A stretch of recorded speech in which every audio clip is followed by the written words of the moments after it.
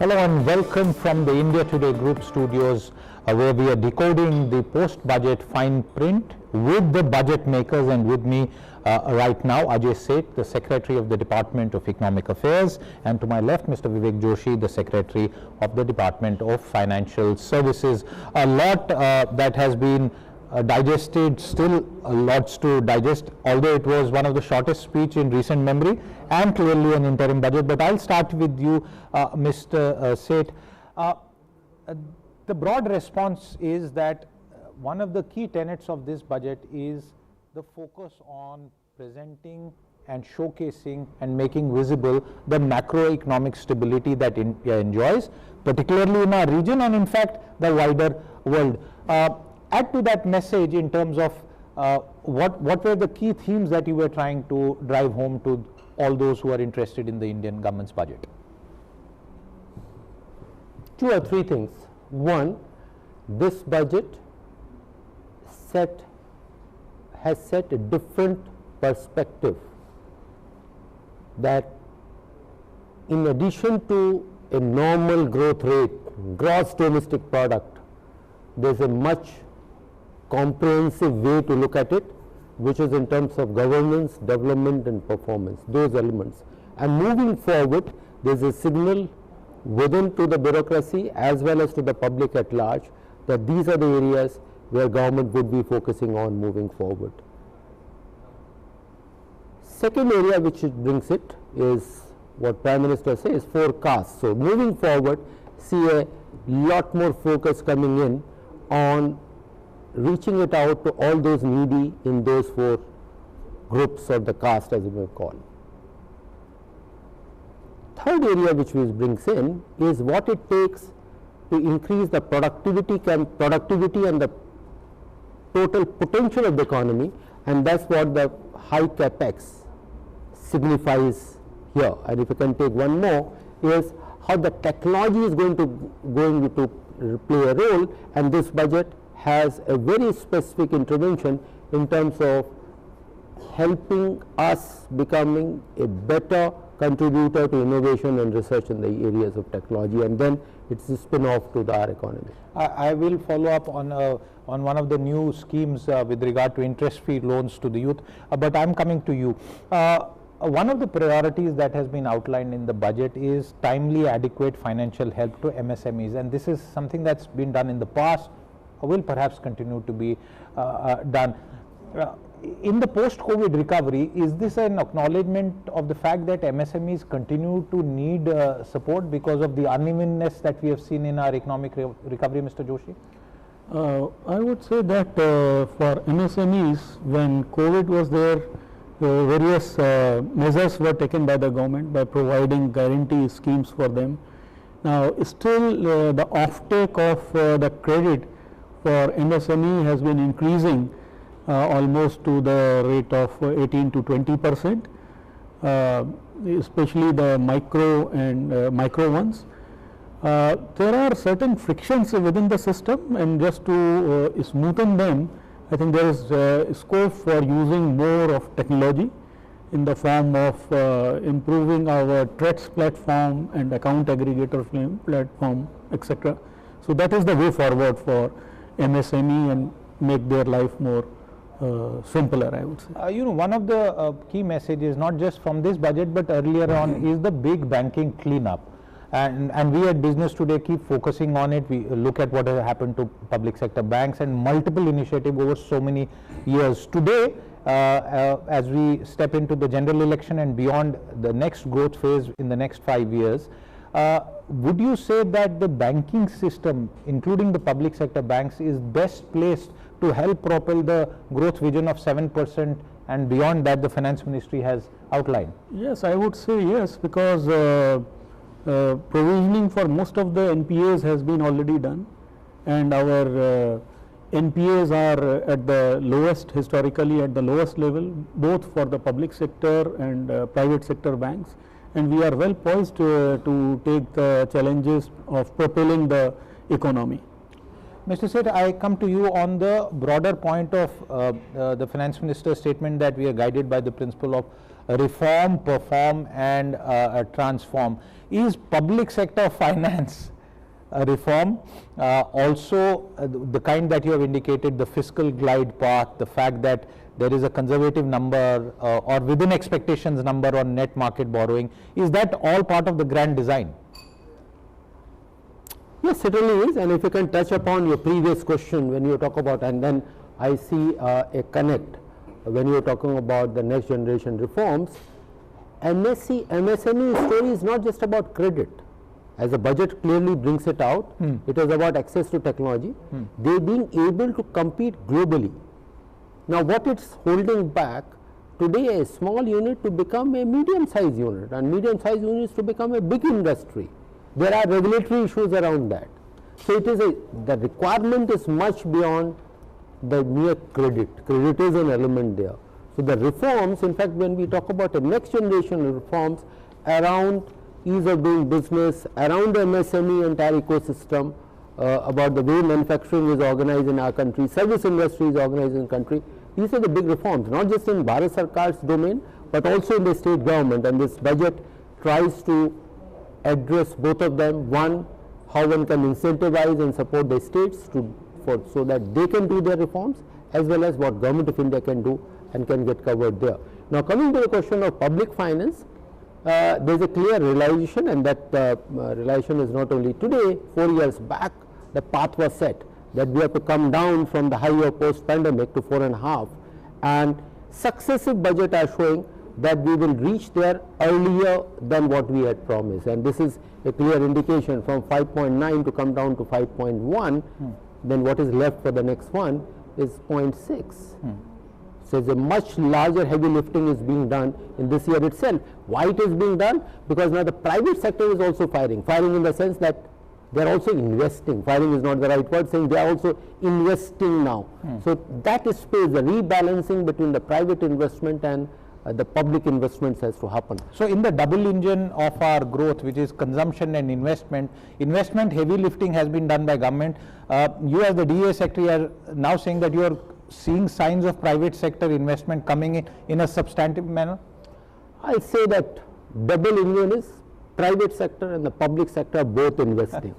It is not consumption versus investment. Okay. Because as a developing country, to keep our investment rate high, the double engine for that is private sector and the public sector, and I see that is happening this year and more so next year. Okay, I am going to, this is a budget matter, but ask you a broader question. A new Mumbai, at least in terms of the financial capital, is emerging at gift city. There was a mention in the budget also about it being a robust gateway for global capital inflows. Expand on that theme. What was the rationale behind that statement? Can I pass on this question to DA Secretary? Okay, in fact that's correct. I don't see it from the lens of New Mumbai. Okay. It's a gift IFSC. Okay. It has an identity, it has its own potential. And what it is connecting external capital, foreign financial services for Indian economy is a gateway. And we should not mix up these two. Okay. Mumbai is a financial capital, it serves the Indian economy. It's not a versus situation. It is not. This is saying that how does through a more favorable, more customized regulatory environment, we can get what is offshore, we can bring it onshore. And there are a number of measures, and just about 4 or 5 days back, perhaps it was on 25th, direct listing has been allowed. Now from where that investment is going to come? Indians can't invest in that listing there. It has to be the foreigners who will be investing it there. So it's another way, opening up another window of a companies which are finding that they can get a better valuation outside, let them list there. There's a first foreign listing being allowed and all the rules are in place. Now government has opened up a path. It is for people or the companies to decide when and how they would like to travel. I come back to the banking part, and since a lot of effort went into the banking sector reform coupled with the IBC and all the efforts, and you spoke about NPAs, is there anything that is left undone still in the banking turnaround story that has been scripted by the Modi government over the past 10 years? So, what I look forward, I mean, a big challenge currently for the banking sector is the cyber security. That is the area where, you know, there are a lot of challenges and new challenges every day. We are fully geared to take up those challenges, but it's a continuous upgradation process. That is the biggest challenge I look at. Since these days, you know, the banks are not only banks, but they are kind of a IT company, financial company. So that is the way I will look forward for these. Do you ever see a possibility where the government reduces stakeholdings, not divest, not privatize, I'm not asking you that, but at least through follow-on offers, reduces its stake, raises some more resources, because government holding in most of our public sector banks is very, very substantial, Mr. Joshi. So, if you look at it, depends, you know, on the bank we are talking about. It depends, maybe if we talk about SBI, it is below 60%.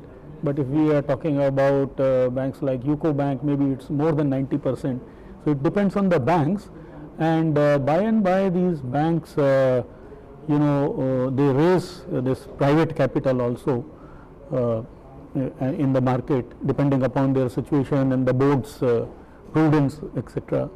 So, fair point, and a comment about the owner's decision cannot be had here in this panel. But Mr. Seth, as we try and sort of recap our conversation, your views on how inflation is likely to pan out, because one of the observations that I have is that one of the consideration among many in this budget was that it should not be inflationary in any way, and that's why I think the overall framework is very cautious and therefore credible. What calculations on inflation went into these budgetary calculations? If you recall, for the past 2-3 years, the post-pandemic inflation went up beyond the policy band rate because there was disruption of supply chains. Measures both on the demand side and the supply side, both were taken. Demand side largely by the central bank, and on the supply side a number of measures by the government. The very fact that immediately after taking care of the fallout of the pandemic, government announced the fiscal consolidation path and thereafter adhere to that path is disinflationary. And where the government is spending is being directed is to capital expenditure, which leads to more production capacity and more employment. So, government consistently has been following a path, if you can take in the last 4 years, which helps in moderating inflation. And I do expect that in the coming year, meaning that 24-25, we will see a further moderation in inflation. And will that provide headroom for the cost of capital going down in the near future? Sir, then we are getting into a policy rate, which is a fiscal policy issue, so let's not cover that. No, because North Block has done its job. I wanted to know, should we have expectations from Mint Street? That decision making, I leave it at that point of time. That fiscal policy parameters, one is a domestic side as well as what happens in the rest of the global economy. So that decision will be taken at appropriate time. So this decision to come down to 5.1 is driven by 3 factors. One, government has to create a space for private sector to get enough capital within our own economy so as to make investment. That's the primary consideration behind this, because they are the primary wealth creator. Government should crowd in rather than crowd out their investment. Otherwise, whatever it takes for inflation management, government has been taking, will continue to take those supply side measures. And well, that sets the tone for monetary policy decisions, but we'll have to wait for a few days. But I can tell you, viewers, we've done this for just under 15 minutes, because in July we will have occasion to revisit the new budget, the full budget, and hopefully there will be many more details to discuss with the budget makers. The last batch of budget makers today on our programming, DEA and DFS. I'm going to thank both of them for their time with us, and you, the viewer, for having stayed on. With that, it's a wrap on our Budget Day programming. We'll see you again. Until then, goodbye.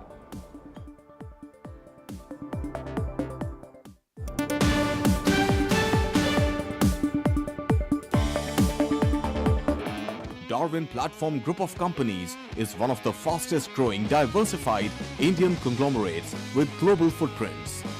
It is setting up offices globally and tying up with companies across the globe from multiple sectors.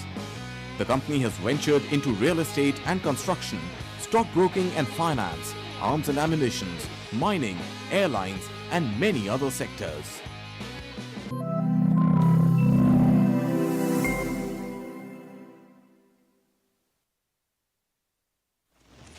In today's rapidly evolving business environment, when risk is omnipresent, managing risks is no longer just about ticking a few boxes.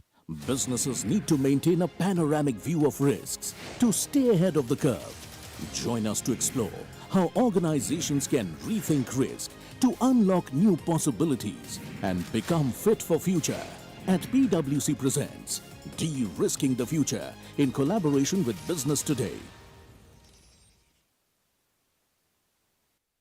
Celebrate 32 years of leadership in business news with Business Today. From the groundbreaking AI cover of Sundar Pichai to PM Modi's exclusive on G20, we redefine headlines. Now our 32nd anniversary issue explores India 2029, the 5-year agenda with industry titans sharing exclusive insights. So, just BT it for unparalleled perspectives. Business Today.